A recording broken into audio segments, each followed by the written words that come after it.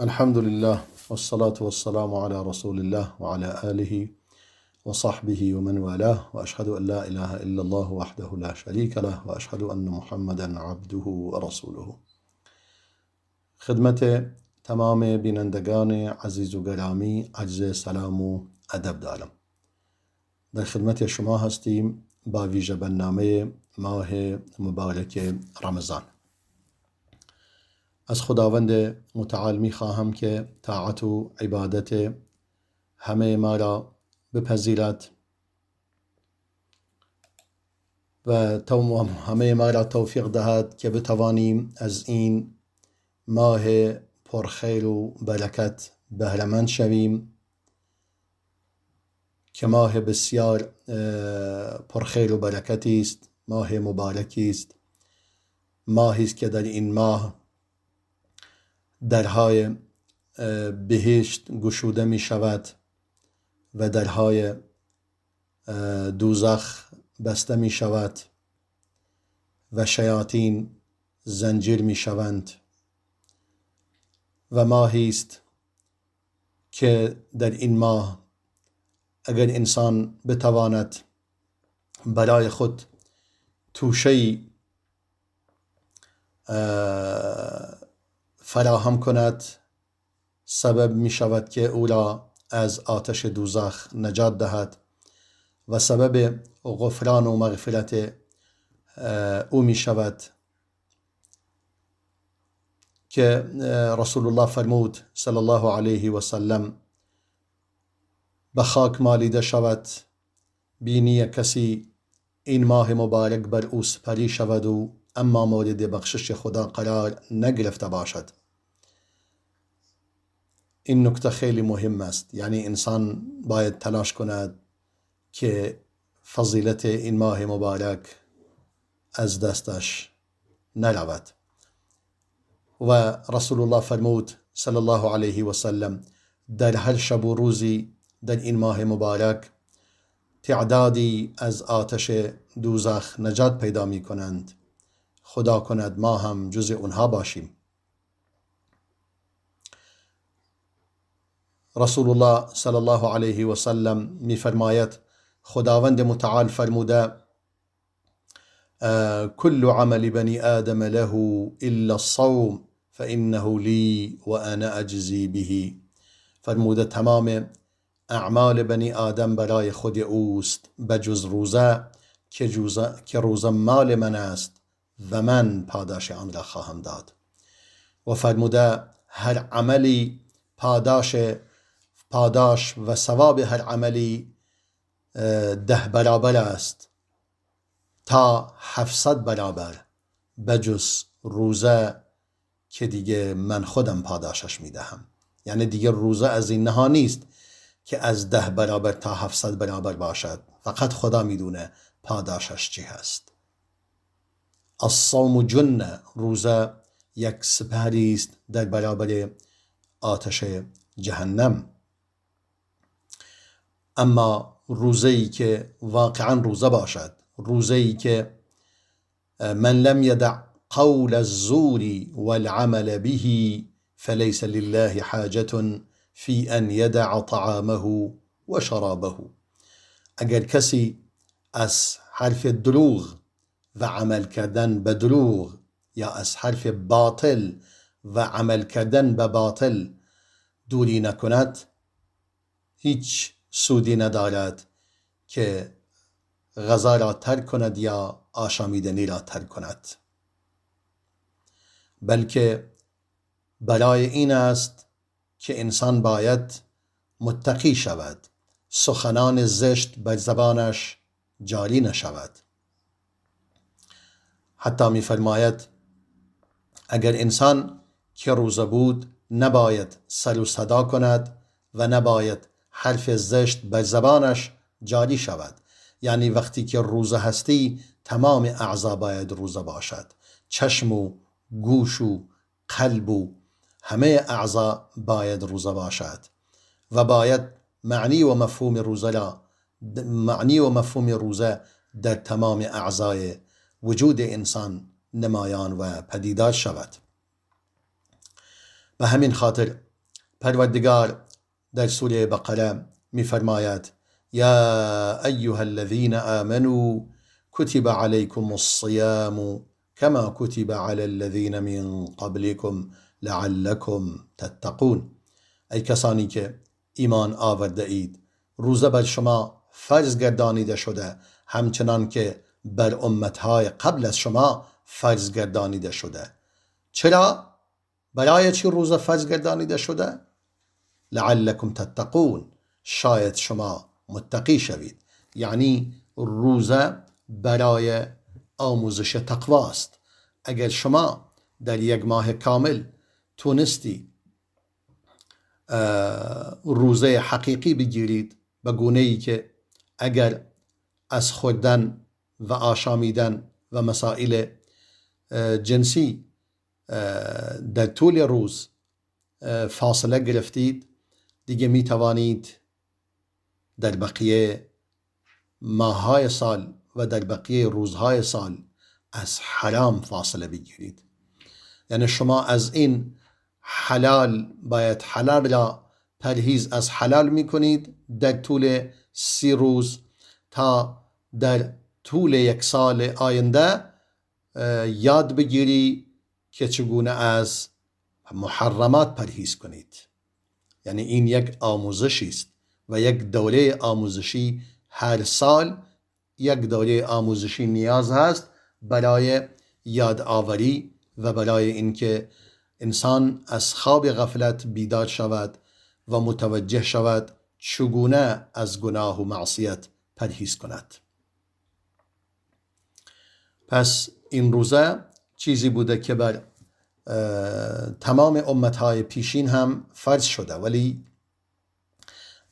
این که چگونه بوده مشخص است که این تفاوت داشته. یعنی چون پروردگار برای ما بیان می کند لِكُلٍّ جَعَلْنَا مِنْكُمْ شِرْعَةً وَمِنْهَاجًا وَلَوْ شَاءَ اللَّهُ لَجَعَلَكُمْ أُمَّةً وَاحِدَةً ولكن ليبلوكم فيما آتاكم فاستبقوا الخيرات.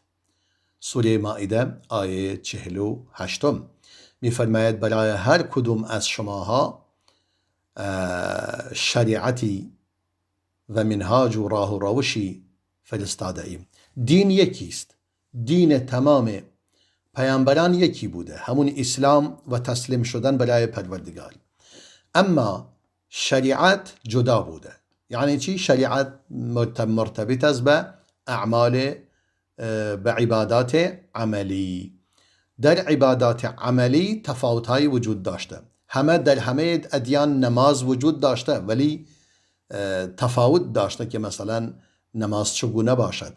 در تمام ادیان روزه بوده، در تمام ادیان زکات بوده، در تمام ادیان بسیاری از این عبادت ها وجود داشته، اما چگونگی آن و کیفیت آن و زمان ادای آن مختلف بوده. پس وَلِكُلٍّ جَعَلْنَا مِنْكُمْ شِرْعَةً وَمِنْهَاجًا، برای هر کدوم از شما ما شریعت و منهاجی قرار داده ایم. اگر خدا میخواست همه شما را یکی قرار میداد، لجعلکم امة واحده. اگر میخواست همه شما را به یک امت قرار میداد، اما پروردگار چنان نکرده تا شما را بیازماید و آزمایش کند در مورد آن چیزی که به شما داده. پس فاستبقوا الخیرات، پس به سوی نیکی ها پیشتاز شوید و سبقت بگیرید از همدیگر و عجله و شتاب کنید. در نتیجه این مسئله روزه چیزی بوده که برای همه بوده. حالا روزه یعنی انسان امساک کند از خوردن و نوشیدن و مسائل جنسی به نیت خالصی برای خدا. اگر بدون نیت باشد دیگه فایده ندارد، مثل یک رژیم گرفتن بیشتر نیست. باید همراه با نیت خالصی باشد، چون در آن پاکسازی نفس در آن وجود دارد و رفتار زشت و ناپسند را از آن دور می کند و اخلاق ناپسند را از نفس انسان دور می کند و انسان را یاد می دهد که چگونه متقی شود. چون روزه در واقع پاک کردن بدن است و راه را بر شیطان تنگ می کند.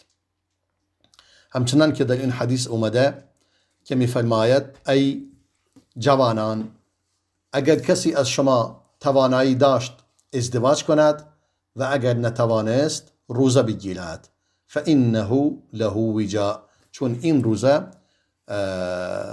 او را کنترل خواهد کرد. یعنی اینجا مشخصه که مسالک شیطان را میبندد وجود روزه.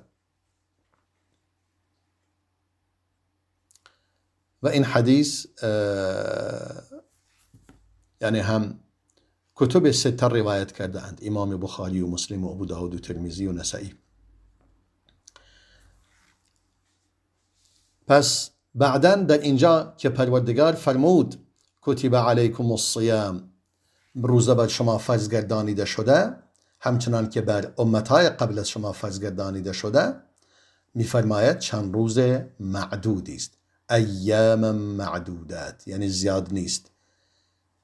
مثلا در طول سال اگر مثلا 6 ماه روزه بودیم باید چه کار میکردیم؟ اگر 4 ماه 3 ماه حتی 2 ماه خیلی زیاد بود. یعنی اگر 2 ماه پشت سر هم روزه بودید کار سنگینی بود. ولی یک چیز خیلی طبیعی و خیلی معقول پروردگار بر ما فرض گردانیده است و قطعا در ادیان گذشته کمتر بوده. البته اگر ما بیاییم این قضیه را مقداری بیشتر بشکافیم، مطالب بیشتری برای ما روشن می شود. یعنی در ابتدا اصلا قبل از اینکه روزه رمضان فرض شود رسول الله روزه می گرفت صلی الله علیه و سلم. رسول الله در هر ماه 3 روز روزه می گرفت. میشه چند تا؟ همین میشه 36 روز. یعنی رسول خدا صلی الله علیه و سلم قبل از اینکه ماه مبارک رمضان فرض شود اون 36 روز روزه می گرفت و هنگامی که وارد مدینه هم شد روزه عاشورا نیز به آن اضافه نمود، شد 37 روز. پس این در ابتدا این گونه روزه می گرفت رسول خدا صلی الله علیه و سلم، یعنی در طول سال 37 روز روزه بود. بعداً وقتی که ماه مبارک رمضان فرض شد خود این هم در 3 مرحله یعنی فرض شده، یعنی 3 مرحله بر آن در واقع گذشته تا به این روزه کامل رسیده که اکنون هست که فرمود کتب علیکم الصیام كما كتب على الذين من قبلكم لعلكم تتقون ایام معدودات، چند روز معینی است. فمن كان منكم مريضا او على سفر فعدة من ایام اخر، اگر کسی از شما مریض بود یا مسافر بود روزه را میتواند در روزهای دیگر قضا کند. حالا این قسمتش دقت کنید. بعدا میفرماید و علی الذین یطیقونه فدیه طعام مسکین، و برای کسانی که میتوانند روزه بگیرند، حالا ما این گونه فعلا معنی میکنیم، برای کسانی که میتوانند روزه را بگیرند اما نمیخواهند بگیرند، خیلی خوب طعام مسکین را بدهند. یعنی چی؟ این نکته خیلی مهم است. یعنی در ابتدا همچنان که این حدیث در صحیح امام بخاری و امام مسلم آمده، سلمه ابن اکوع، همون سلمه که دیگه برای شما آشناست که احادیث ثلاثی امام بخاری از طریق او تعداد بسیار زیادی از اون حدیث از طریق سلمه ابن اکوع روایت شده بود. سلمه ابن اکوع می فرماید هنگامی که این آیه نازل شد و علی الذین یطیقونه فدیه طعام مسکین. هنگامی که این آیه نازل شد، اون کسانی که می توانند روزه بگیرند اما نمیخواهند بگیرند، خیلی خوب، فدیه باید طعام مسکینی را فدیه بدهند. پس می فرماید کان من شاء صام و من شاء افطر. دیگه هر کس اگر میخواست روزه میگرفت و هر کسی که نمیخواست روزه نمیگرفت، اما افتدا بطعام مسکین، طعام یک مسکین را فدیه میداد. حتى نزلت هذه الآية التي بعدها، تا زمانی که این آیه نازل شد که بعد از آن فرمود فمن شهد منكم الشهر فليصم. بعدن فرمود اگر یکی از شما در این ماه مبارک حضور پیدا کردید پس روزه بگیرید. یعنی میفرماید فنسختها، میگه دیگه این آیه بعدی، یعنی آیه 185 آیه 184 را چه کار کرد؟ من نسخ کرد. یعنی شما وقتی که اینو نگاه میکنیم، یعنی بیانگر این است که 2 مرحله بر این روزه فعلا گذشته. یعنی حتی روزه رمضان، این که قبلا رسول الله صلی الله علیه وسلم 36 روز به اضافه روز عاشورا روزه میگرفت که میشه 37 روز. بعد از اون که ماه رمضان فرض می شود، این 2 مرحلهش، مرحله سوم هم دارد که اون هم بیان میکنیم. میفرماید هر کسی میتوانست روزه میگرفت و کسی نمیتوانست روزه نمیگرفت وقتی که این آیه نازل شد. بعدن این آیه بعدی که نازل شد میفرماید فأثبت الله صيامه على المقيم الصحيح ورخص فيه للمريض والمسافر وثبت الإطعام للكبير الذي لا يستطيع الصيام.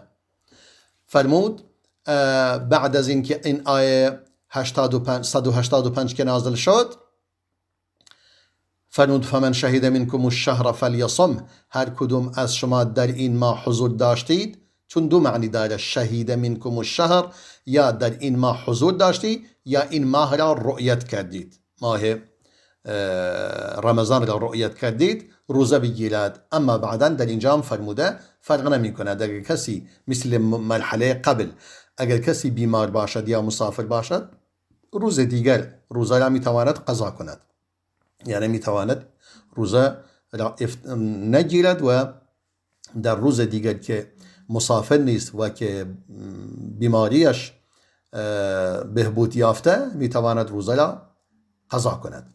حالا میفرماید اما وقتی که این آیه نازل شد فرمود پس روزه آن به صورت دائمی ثابت شد برای کسی که سالم باشد و مقیم باشد، مسافر نباشد، و رخصت داده شد برای بیمار و مسافر.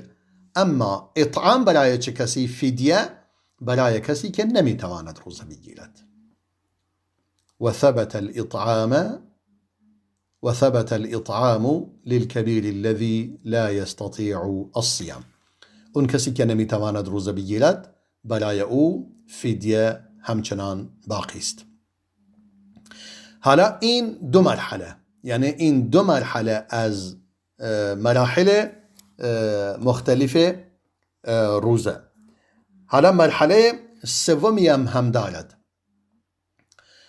بعدن در این حدیث که گفتیم، حدیث قبلی سلمه بن اکوع روایت کرد در بخاری و مسلم.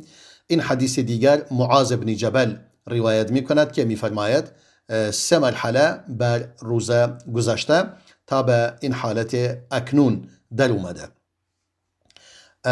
در ادامه آن معاذ بن جبل می فرماید، این حدیث امام ابو داود و امام ابن خزیمه و امام حاکم روایت کردند. می فرماید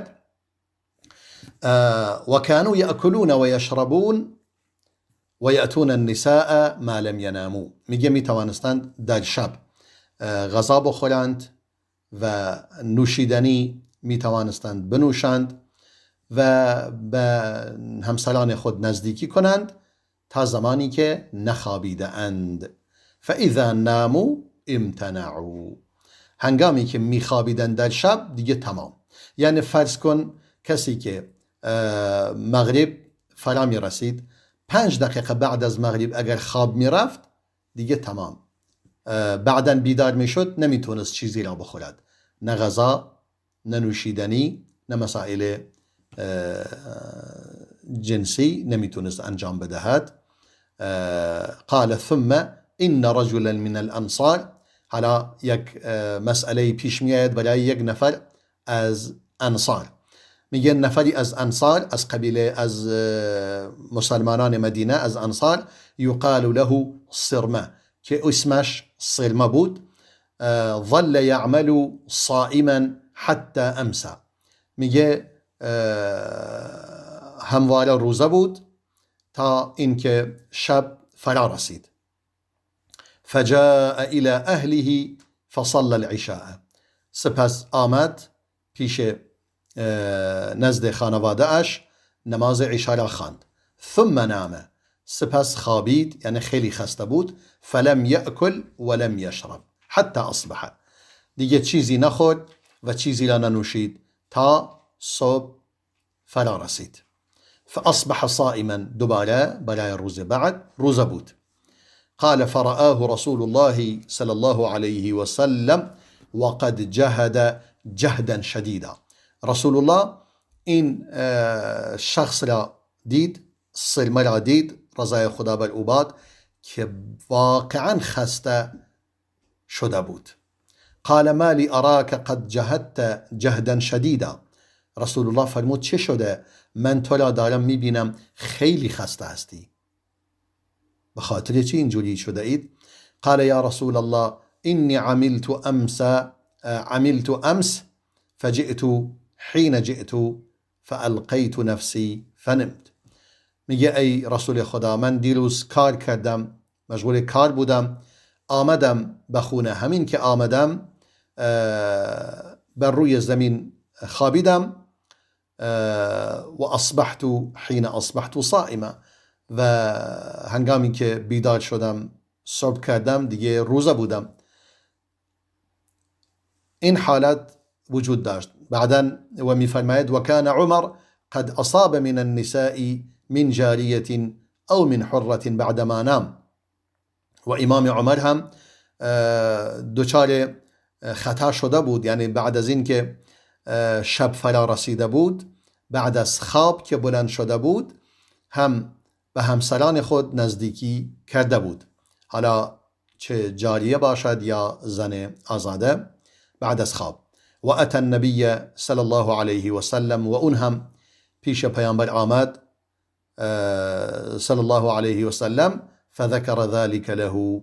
این داستان را برای او بیان کرد، گفت ای رسول خدا، من این خطا را مرتکب شده ام، حالا چکار کنیم؟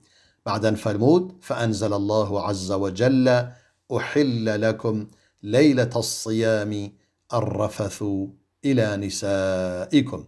فرمود پروردگار این آیه را نازل نمود که فرمود برای شما حلال گردانیده شده که با همسرانتان نزدیکی کنید در شب روزه. یعنی وقتی که گفته در شب روزه، یعنی دیگه این عمومیت دارد، در طول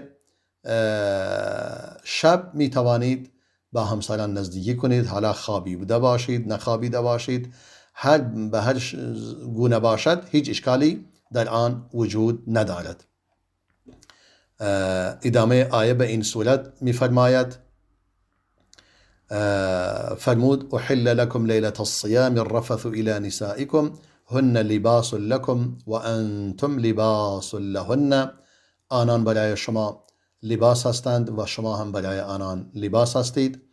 علم الله انکم کنتم تختانون انفسکم فتاب علیکم و عفا عنکم.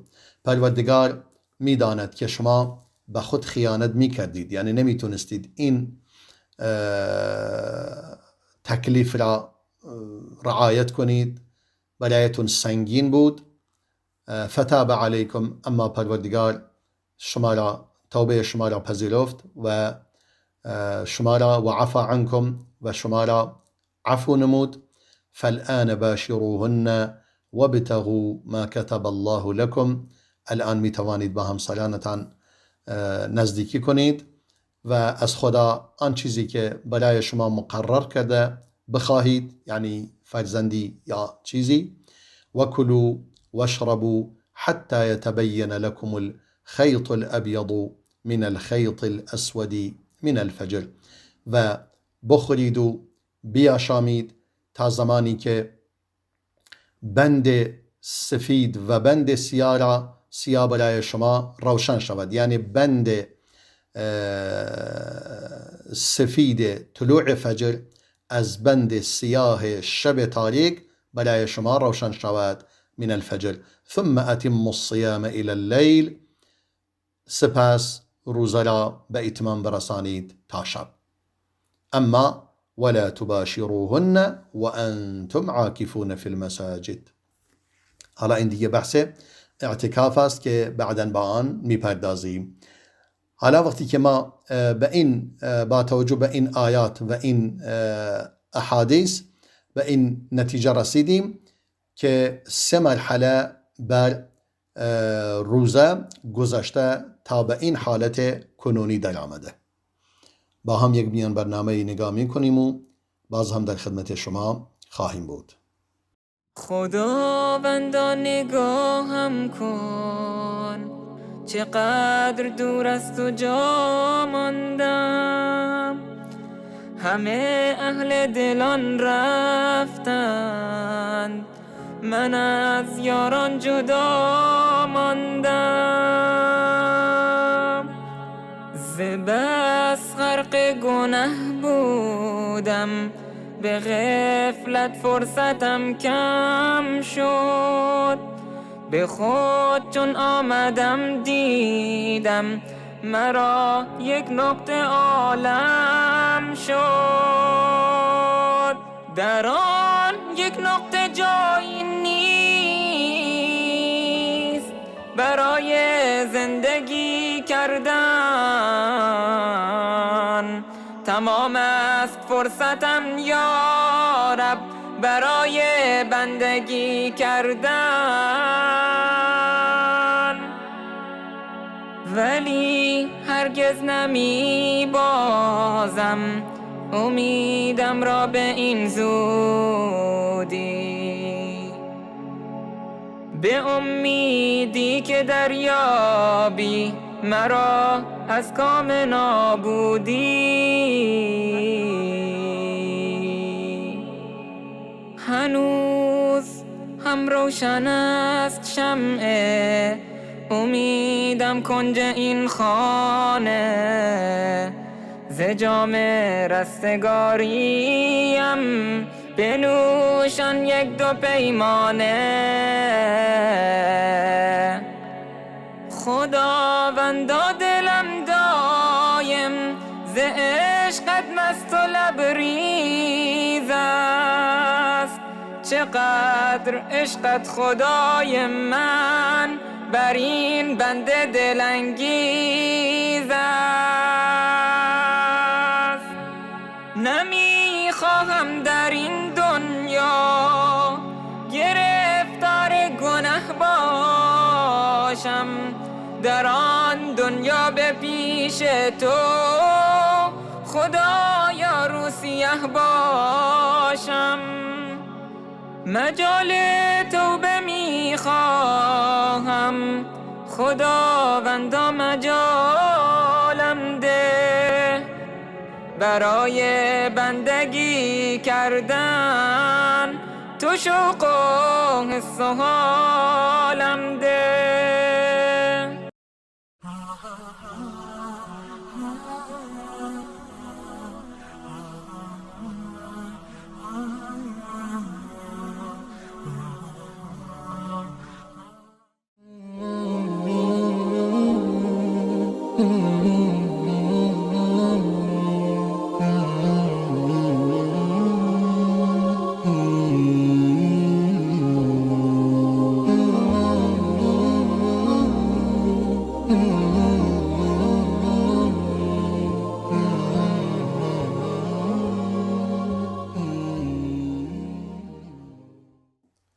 عرض سلام مجدد خدمت شما بینندگان عزیز و گرامی. در مورد ما اون احادیثی که پیرامون مراحل سگانه روزه بود بیان نمودیم. البته این حدیث هم در صحیح بخاری آمده با تفصیل قشنگتر و بسیار زیباتر از اون حدیثی که بیان نمودم و اکنون این حدیثم را بیان میکنم. امام بخاری این حدیث را آورده، حدیث در زیر شماره 1915. حدیث را از برای بن عازب روایت میکند با سند خودش، عبیدالله بن موسی، اون هم از اسرائیل، اون هم از ابو اسحاق، اون هم از برای بن عازب، یعنی 4 حلقه سند، 4 نفر است. میفرماید كان أصحاب محمد صلى الله عليه وسلم إذا كان الرجل صائما فحضر الإفطار فنام قبل أن يفطر لم يأكل ليلته ولا يومه حتى يمسي. میفرماید یاران رسول الله صلی الله علیه وسلم اگر یک فردی از آنان روزه بود و زمان افطار حاضر می شد، اگر قبل از افطار می خوابید دیگه تمام اون شب و فردای آن هم نمیتونست چیزی بخورد تا شام. و از جمله این قیس بن صرمة الانصاری کان صائما. میگه قیس بن صرمه انصاری که قبلا بیان کردیم ولی اینجا تفصیلات واضح تری، میگه اسمش قیس بن صرمه. قیس بن صرمه انصاری روزه بود. فلما حضر الافطار اتى امرأته، هنگامی که زمان افطار فرا رسید آمد پیش همسرش. فقال لها اعندك طعام، گفت راستی غذایی نزد شما هست که بخوریم؟ قالت لا ولكن انطلق فاطلب لك. این نکته خیلی مسئله خیلی زیبا و خیلی قشنگ است. اینم را توجه کنید که اصحاب چگونه با هم دیگر رفتار میکردند. حالا شما بیایید این مسئله را در نظر بگیر که مثلا یک شخصی که بیان میکند میفرماید و کان، گفت آیا غذایی داریم؟ یعنی صبح تا شام در بیرون کار کرده، روزه هم بوده، اکنون به خونه برگشته، از همسرش سوال میکند آیا غذایی وجود دارد؟ میگه نه خیر وجود ندارد. اما این آقا چه کار میکند؟ آیا عصبانی میشود؟ آیا چه کار میکند؟ میفرماید ولكن انطلق فاطلب لك، گفت اما میروم برایت دنبال میکنم، چیزی برایت پیدا میکنم، برایت میآورم. و کان یومه یعمل، و در طول روز کار میکرد این مرد بزرگوار. حالا نگاه کن رفتار آنها چگونه بوده و چگونه تربیت شده اند که دیگه نه عصبانی می شود و نه، یعنی شاید الان شما فرض کن یک انسان روز صبح تا شام کار می کند و بعدا برمیگرده خونه هنوز غذا حاضر نیست، باید چگونه با زنش رفتار کند؟ حد اقلش اینه اولا طلاق می دهد، حد اقلش این است. یا اینکه اولا می زند یا رفتار بسیار زشت یا عصبانی می شود، یعنی کاری. ولی نگاه کن این مرد هیچ کاری نمی کند، راحت میگه فغلبته عیناه، هیچ گونه رفتار بدی با همسرش نمی کند. میگه چشمانش بالاخره خواب چشمانش را فرا میگیرد و میخوابد. فجاءته امرأته، خانمش به خانه بر میگردد. فلما رأته قالت خیبة لك، هنگامی که او را دید که خواب است گفت وای بر تو، چه بلایی بر سر خودت آوردی. خیبة لك. فلما انتصف النهار غشی علیه، هنگامی که روز بعد در وسط روز کاملا بیهوش شد، غشی علیه. فذكر ذلك للنبي صلى الله عليه وسلم، بعدن این مسئله برای رسول خدا بیان شد، گفتند این مسئله پیش اومده برای قیس بن صلمه انصاری، فنزلت هذه الآیه، دیگه بلا فاصله این آیه نازل شد، احل لكم لیلة الصیام الرفث الى نسائكم، حلال شده برای شما در شب روزه که با همسرانتان هم نزدیکی کنید و هم غذا بخورید. میگه ففرحوا بها فرحا شدیدا، یعنی این آیه که ما کاملش خوندیم، یعنی تمام قسمه اون آیه که مربوط به این بود که هم فرمود بر شما حلال شده که با همسرانتون نزدیکی کنید و کلو و شربو و بخورید و بیاشامید، یعنی همه اینها را بیان فرموده بود، یعنی هم بحث خوردن، هم بحث نوشیدن و هم این مسئله. میگه ففریحوا بها فرحا شدیدا، میگه صحابه بسیار بسیار خوشحال و شادمان شدند.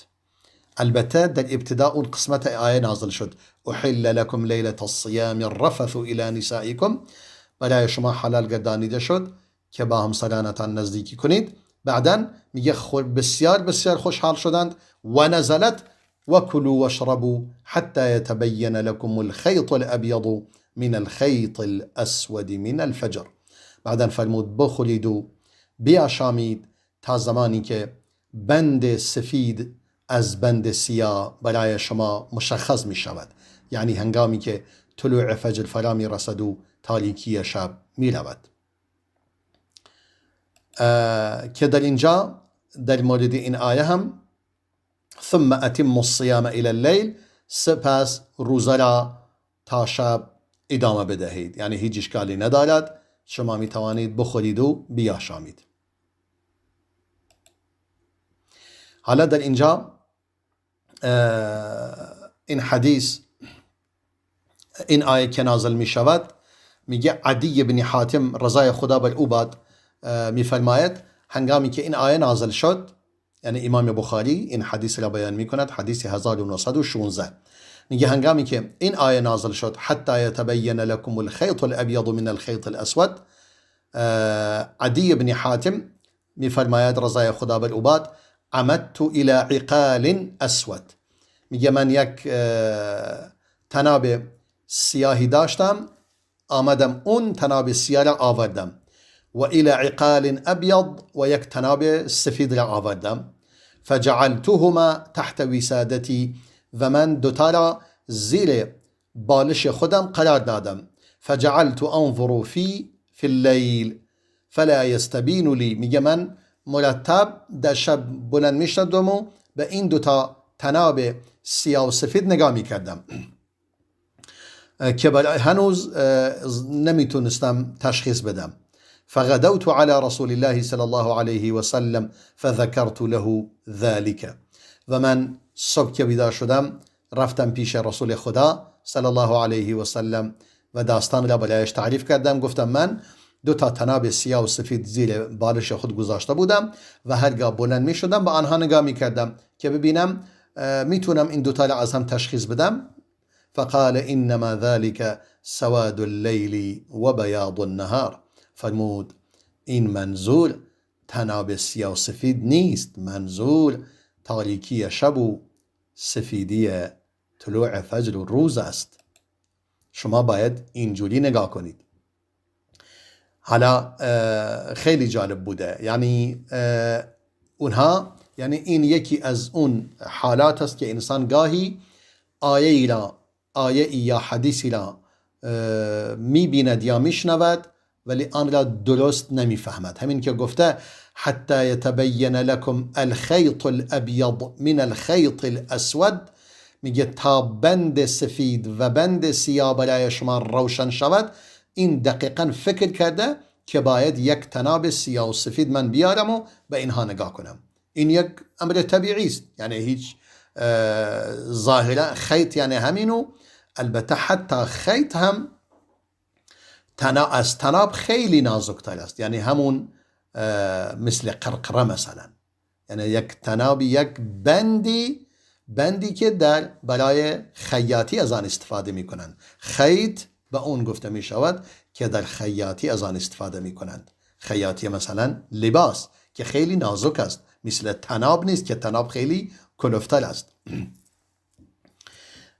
در حدیث دیگر باز امام بخاری حدیث دیگری در همین زمینه روایت می کند. از سهل بن سعد می فرماید انزلت، میگه این آیه که نازل شد، همین آیه وَكُلُوا وَاشْرَبُوا حَتَّى يَتَبَيَّنَ لَكُمْ الْخَيْطُ الْأَبْيَضُ مِنَ الْخَيْطِ الْأَسْوَدِ، میگه این قسمتش نازل شد ولم ينزل من الفجر، هنوز قسمت من الفجرش نازل نشده بود. يعني كلوا واشربوا حتى يتبين لكم الخيط الأبيض من الخيط الأسود. این دوتا را اینو فرموده بود، نفرموده بود این قسمت بعدیش من الفجر، یعنی بند سفید و سیاه طلوع فجر، اینو نه. میگه فكان رجال إذا أرادوا الصوم ربط أحدهم في رجله الخيط الأبيض والخيط الأسود ولم يزل يأكل حتى يتبين له رؤيتهما. میگه کسانی بودند هنگامی که میخواستند روزه بگیرند، یک بند سفید و یک بند سیاهی را با انگشتان خود، با پای خود میپیچیدند، یعنی بر روی پای خود میبستند و همواره غذا میخورد تا زمانی که میتونست این دوتا بند را از هم تشخیص بدهد. فانزل الله بعد من الفجر، بعداً پروردگار قسمت بعدی آیه که آیه را واضح تر روشن کند نازل نمود من الفجر، من الفجر فعلموا انه انما یعنی اللیل والنهار. دیگه متوجه شدند که این منظور تاریکی و روشنایی شب و روز است.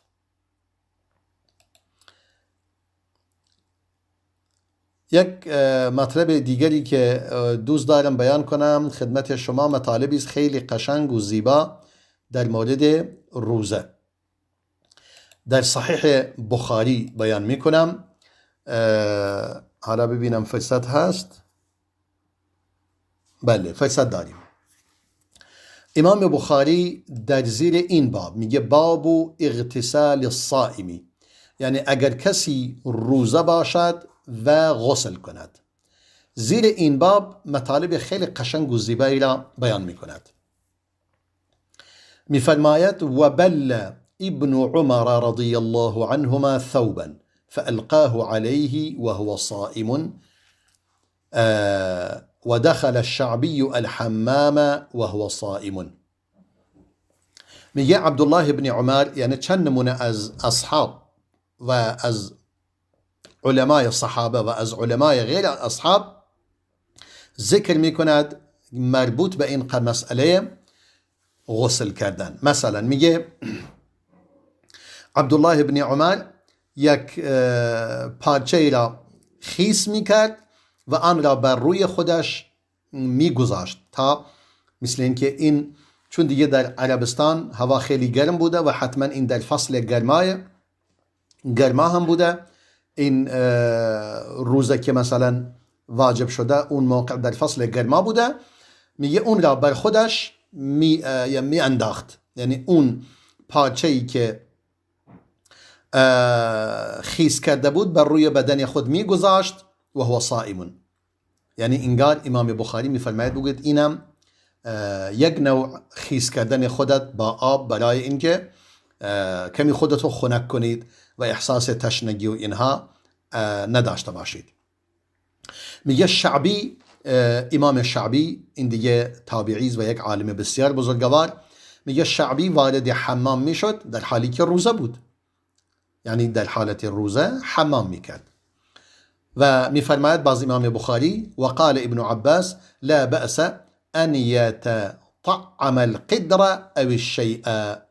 امام ابن عباس میفرماید این اصلا مربوط به مسئله غسل نیست، یعنی بیشتر از آن است. میگه مثلا امام عبدالله ابن عباس میفرماید، میگفت اشکال ندارد اگر کسی وقتی که دارد غذا را میپزد آن را بچشد، یعنی چشیدن آن را هیچ اشکالی ندارد که بخواهد آن مقداری از آن بچشد. یعنی چی؟ یعنی مقداری از غذا در دهانش قرار میدهد تا متوجه شود آیا طعمی دارد ندارد، نمک دارد ندارد، اشکالی ندارد. و امام حسن بصری باز امام بخاری میفرماید وقال الحسن، حسن بصری میفرمود لا بأس بالمضمضة والتبرد للصائم، میفرمود اشکالی ندارد اگر کسی مضمضه کند، یعنی آب را به دهانش بزند، هیچ اشکالی ندارد. و اگر کسی بخواهد خودش را خنک کند برای روزدار اشکالی ندارد. این هم از امام حسن بصری. وقال ابن مسعود، و از عبدالله ابن مسعود هم نقل می کند، میفرماید اذا كان يوم صوم احدكم فليصبح دهینا مترجلا، اگر یکی از شما روزه بودید سعی کند خودش را انگار روغن به خودش بزند و سرش رو شانه کند و خودش رو نظیف و پاک و تمیز کند. یعنی هیچ اشکالی ندارد انسان به خودش برسد، لباس قشنگ بپوشد، مثلا به ریشش یا به موی سرش روغن زیتون، روغن بادام، هر روغنی که بخواهد بزند، هیچ اشکالی در آن نیست. یعنی این هم بیانگری این است که مانعی ندارد. یعنی شما این گونه روز را برسانید اشکالی ندارد. و امام انس بن مالک میفرماید، باز امام بخاری میفرماید وقال انس ان لی ابزن، البته اینجا نوشتن ابزن، میگه ان لی ابزن اتقحم فیه. ابزن این یک کلمه فارسی است که امام بخاری نقل کرده و امام انس بن مالک این کلمه انگار در میان آنها معروف بوده. من یک آبزنی داشتم. آبزن احتمالاً زبان تاجیکی و زبان افغانی این گونه بگوین، مثلا به یک حوزچه، یک جایی که انسان مثل یک وانی، یعنی اصلا اینجا بیان میکند انس بن مالک در خونه خودش آبزن داشته. آبزن یعنی چی؟ یعنی یک حوزچه، یک مثل وانی آنو داشته و در آن قرار می گرفته، یعنی آن پر از آب می کرده و خودشو در آن قرار می داده. اتقحم فیه و انا صائم، در حالی که میگه من روزه بودم. یعنی این امام بخاری یکی از ویژگی‌های صحیح بخاری همین مسائل است که ما قبلا بیان کرده بودیم. امروز اینو که می داشتم میخوندم متوجه شدم چیز قشنگی است که بیان شود، خیلی زیباست.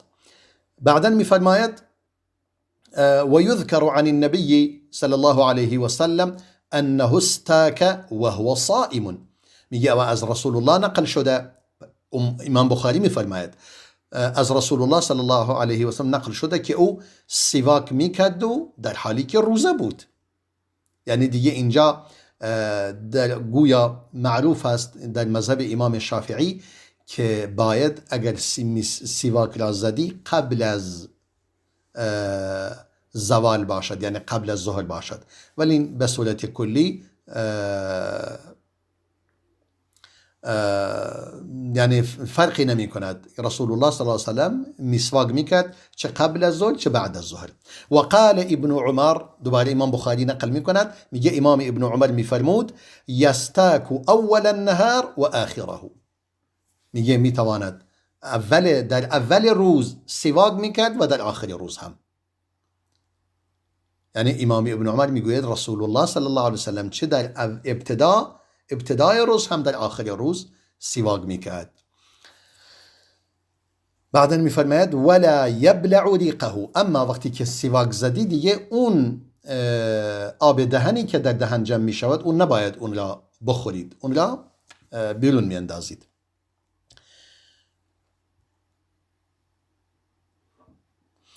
و عطای ابن یسار میفرماید حتی اگر این ازدرد ریقه لا اقول یفطر، اگر دوباره حتی آب دهنشم را قورت دهد من نمیگویم که روزهش باطل می شود، یعنی حتی اونم باطل نمی شود.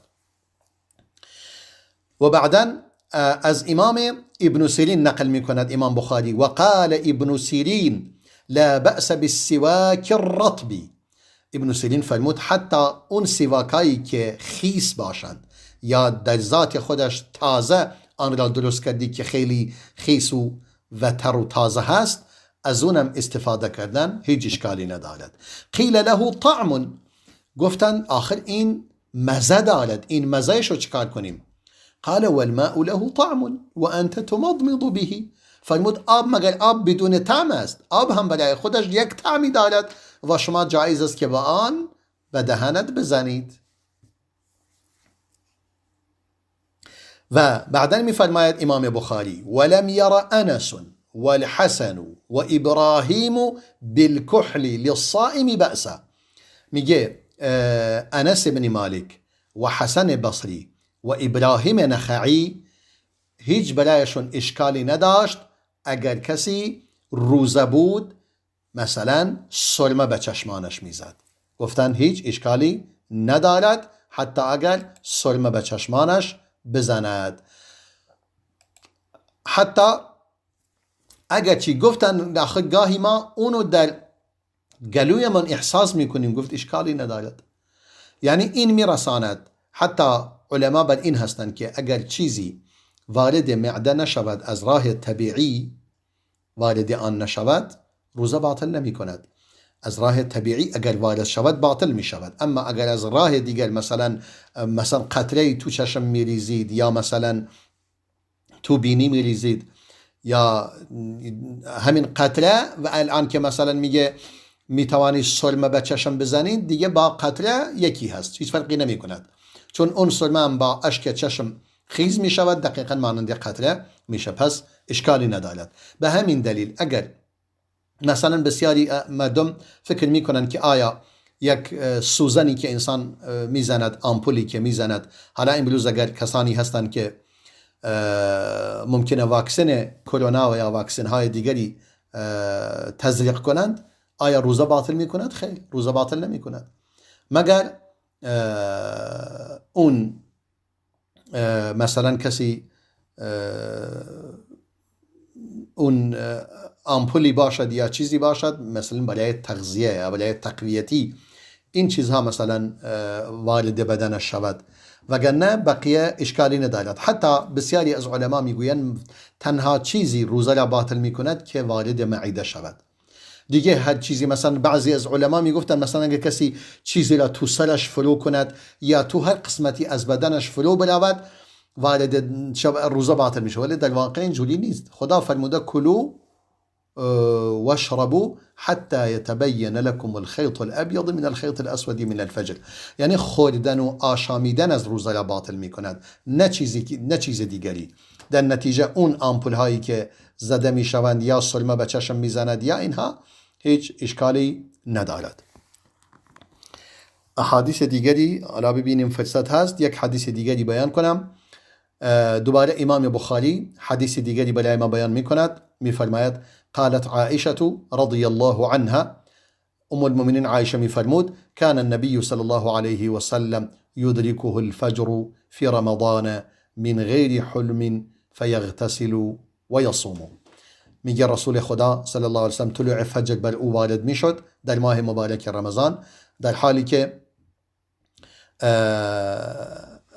جنوب بود و جنابتش هم به خاطر این نبود که در خواب جنوب شده باشد، بلکه به صورت طبیعی جنوب شده بود با نزدیکی با همسرانش. فیغتسل و یصوم، بعداً غسل میکرد بعد از طلوع فجر و روزه را میگرفت. یعنی اگر کسی روزه باشد،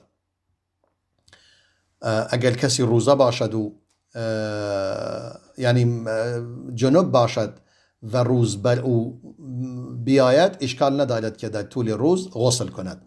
البته باید در فکر وضویش در فکر نمازش باشد، یعنی قبل نمازش رو بخواند. منظورم این است که باید غسل کند قبل از اینکه نماز از فوت بشود، نماز صبح. و در این حدیث هم هست که ام المؤمنین عایشه میفرماید كان رسول الله صلی الله علیه و سلم لیقبل بعض ازواجه وهو صائم.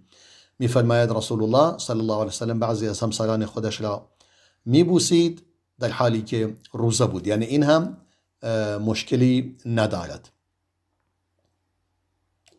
و این حدیث هم را بیان کنم.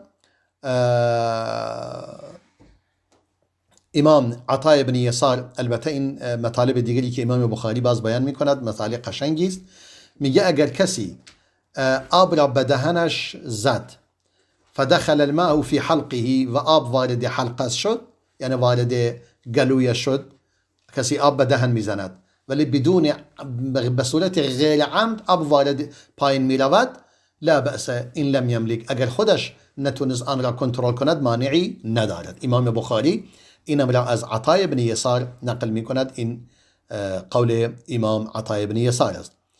و حسن بصری هم باز امام بخاری از حسن بصری نقل می کند، می فرماید این دخل حلقه الذباب فلا شیء علیه، اگر مثلا دهنش باز کرده، این خیلی طبیعی است، خاصتا در هنگامی که هوا گرم باشد ممکنه دهن باز باشد، یک دفعه یک پشه یا یک مگزی وارد دهنش شود و اصلا وارد گلویش شود. میگه آیا روزه باطل میشه؟ میگه نه، باطل نمیشه، چون عمدی نبوده. و باز امام حسن بصری و امام مجاهد میفرمایند، امام بخاری نقل میکند، اگر کسی با همسرش نزدیکی کرد اما نمیدونست، یعنی فراموش کرده بود که روزه است، همچنان که کسی اگر فراموش کرد غذایی را خود، چیزی خود، بر او هیچی نیست، اینم اگر از روی فراموشی نمیدونست که روزه هست و نزدیکی کرد، هیچ چیزی بر او نیست و روزش درست است. همچنان که در حدیث آمده که فرمود اگر یکی از شما فراموش کرد غذایی را خود یا آبی را نوشید فلیتم صومه، روزهش را تکمیل کند، فانما اطعمه الله و سقاه، زیرا این پروردگار به او خوراک داده و به او آب داده، یعنی این انگار یک مهمانی بوده از جانب پروردگار، هیچ اشکالی ندارد. مطالب خیلی زیاد است اما فرصت خیلی کم است. در اینجا همه شما را به خداوند بزرگ و ذوالجلال می سپارم و السلام علیکم و رحمت الله و برکاته.